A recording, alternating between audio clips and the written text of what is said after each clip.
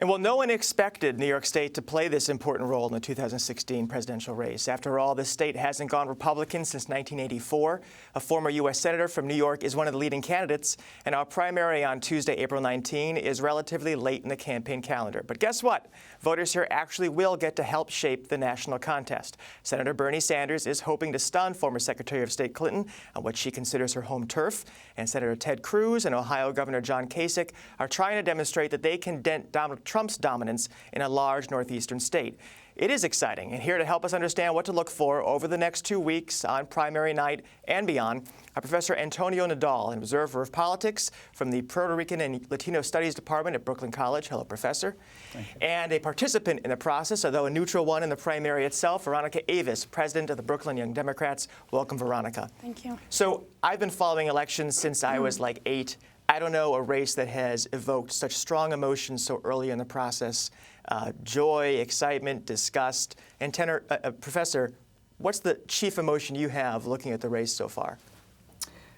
The enthusiasm, the effervescence, the enormous involvement, particularly of young people here in New York. I happen to have attended the rally in the South Bronx when Bernie Sanders spoke.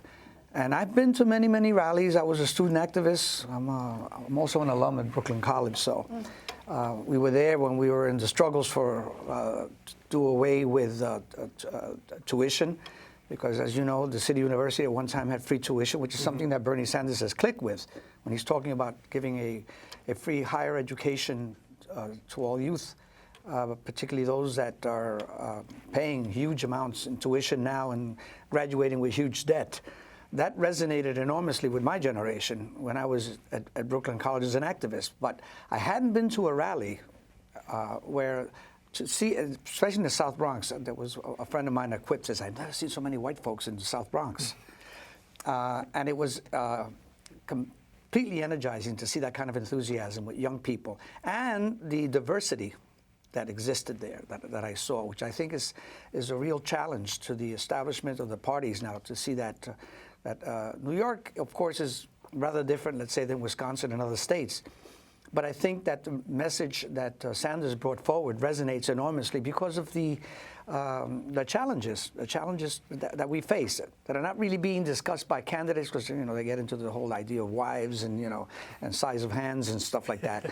But when the issues get discussed, and Sanders' campaign has done that, it has really energized a huge base. So the professor feels energized, enthusiastic. What do you feel when you look at the race so far? I think there's nothing better than well, as a Democrat, there's nothing better than a contested primary, because it really forces folks to come out with the issues. And it is easy to get excited when you hear someone talking about what matters, and it prevents Democrats from going so far to the center to try to worry about November. But I think as excited as young people are, and I certainly see that in my club and across Brooklyn, it is really disenfranchising when we talk about voting, what the process of voting looks like. We have 3 primaries alone in New York State. There's April, there's June, there's September. Right, April presidential, June federal primary, and then September for state offices. Right, and so we talk a lot about federal races and what's going on, and this is why I think the excitement around a contested primary is so important, because of how the down ballot races have such an impact in New York. People don't recognize that we've had a conservative Senate for pretty much almost 100 years, and we don't talk about those down ballot races, which is why I think having a federal presidential election in New York still being relevant in April is exciting, because we can talk about voting access. We can talk about the Comptroller Scott Stringer's report about the ways in which we make voting so hard. Latrice Walker, who's an assembly member in Brooklyn, has legislation about this. Assemblymember Kavanaugh, Andrew Stewart Cousins from the Bronx.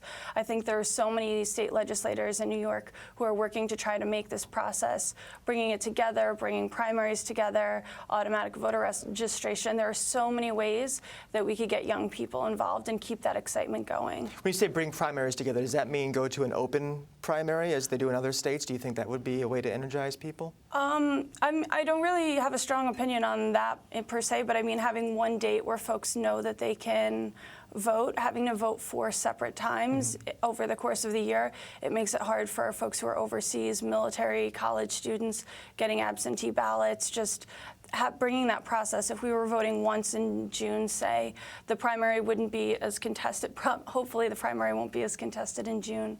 But just having one day when we're asking students to take off from school, people to take off from work, people, especially disenfranchising to folks who work long hours in neighborhoods away from where they live, and making sure that access to voting is as sacrosanct as the excitement around a presidential primary. Let's talk about the Republican side. I should mention we invited officials from both the state and borough party to come, and they declined.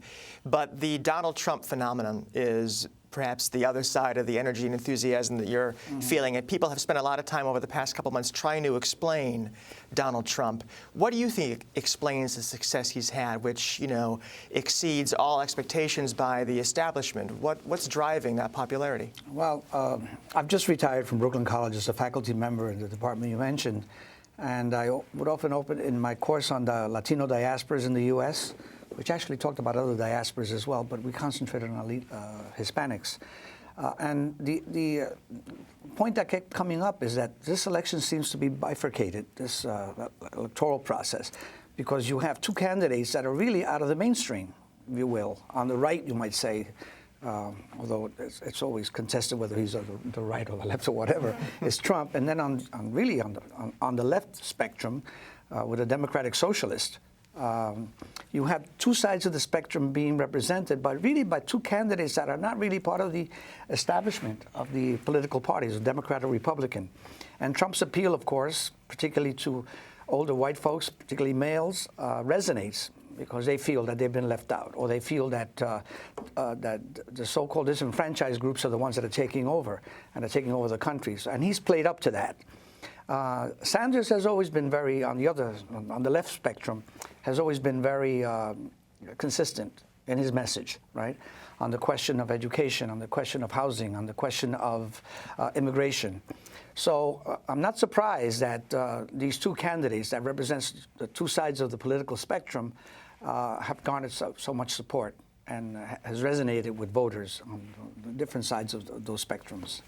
So I should say that City Limits and Gotham Gazette are hosting a panel about the primary next Thursday, April 14th, where we'll discuss this with Anthony Weiner and several other academics and experts, which folks are invited to RSVP for. Veronica, we've talked already in this segment a lot about demographics, young people supporting Sanders, older white people supporting Trump. And there's been some question about how much that's driving the Democratic race, you know, with the black vote in Hillary Clinton and white vote in Bernie Sanders. Do you feel demographics will be decisive here in the New York Democratic primary, or what else will drive the result we see in a couple weeks' time? I mean, New York isn't like any place else. It's hard to talk about demographics in New York compared to demographics in the rest of the country. I say that having been to very few states and not leaving New York very often. Why would you? But yeah, but I mean, I don't know. I was door knocking in South Carolina for Hillary Clinton, not with the Young Democrats, volunteering back in February, and people were, I was there during the Republican primary, actually, and Saturday, people were, you know, excited enough to answer the door. But Sunday, folks were mobilized. Trump had won South Carolina, and suddenly everybody, like the Democrats, whether it was for Sanders or for Clinton, there was a, we have to do something about this. I think, even in my club, it's across age. I mean, our club goes from 16 to 35, so that's a big age gap. And across like race, across gender, I see folks supporting both candidates. Professor, so New York will vote on the 19th. There are other primaries still to come. For both parties, there's the question of whether the challengers can catch the front runner, and the Republican side, you know, strong possibility of a contested convention. What impact do you see New York State having on that national race, and does it depend on who wins and by how much? Or what do you think on April 20th we'll be talking about? Well, Wisconsin had an enormous impact with the Cruz victory yesterday. Yesterday, was it? It was, yes. Yeah. New York has, I think, doubled the delegates of Wisconsin.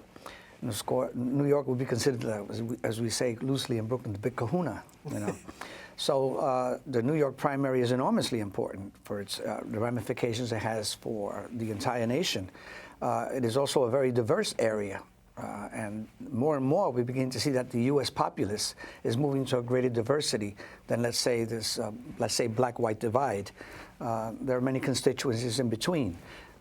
So New York's diversity, its importance politically, the fact that it's always played a huge role in presidential elections, be they Republican or Democrat, will have an enormous impact on the how the electoral process will bear out.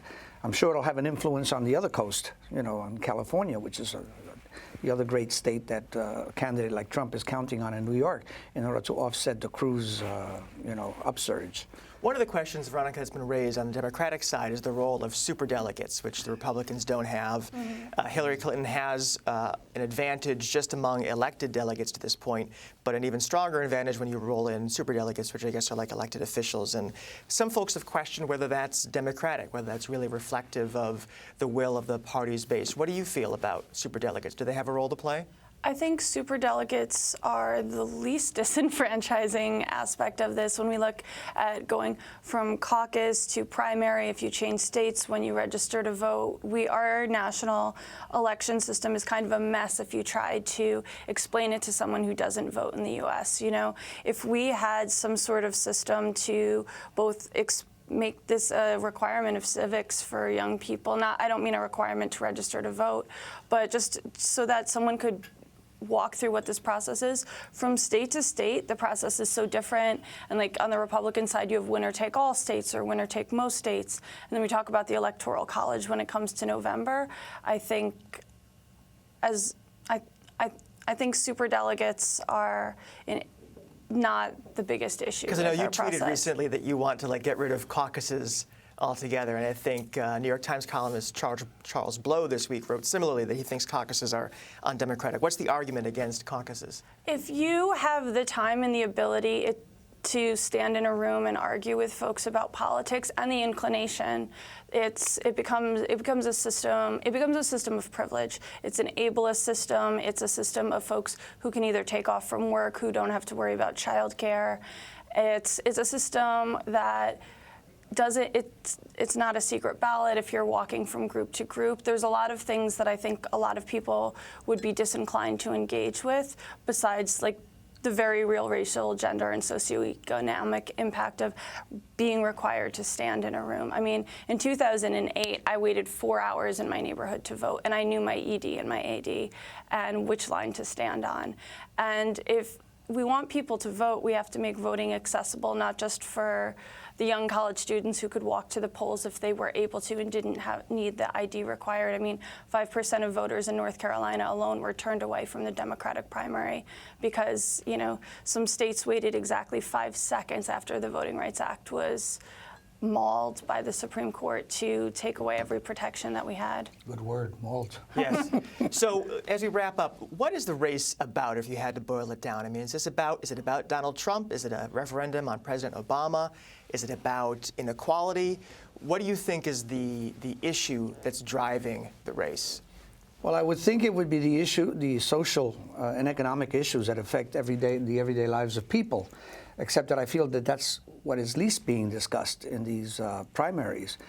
So much has gone on questions of personalities and very glib type phrases like "Make America Great Again," et cetera, without any substance.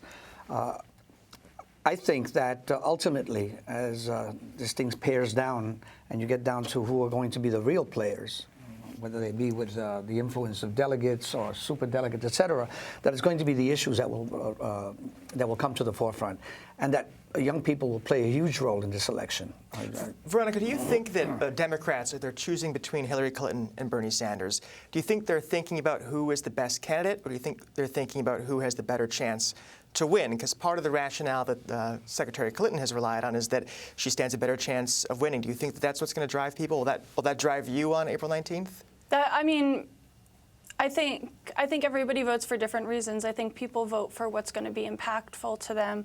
I think people who can say the only reason I'm voting for Secretary Clinton is because she could beat Donald Trump are people who have the privilege to not worry about how much gas costs every day and to worry about whether they can put groceries in the car if they also put gas in it, which is not the best Brooklyn metaphor. I haven't driven in like 3 years, but I think there are a lot of things that impact people. I think some Democrats are very pragmatist about it, but I think what I see mostly with the young people who are getting involved is really like having some intersectional conversations about the way that economics are impacted by race, by gender, by identity. I mean, we see just all of these really down ballot ticket items like gender identity and LGBT rights issues that are out there for like the very callous reason of driving Republicans to the polls, I think. Thank you. Yes, definitely. Well, a very important story we'll be watching. Thank you both so much for being on.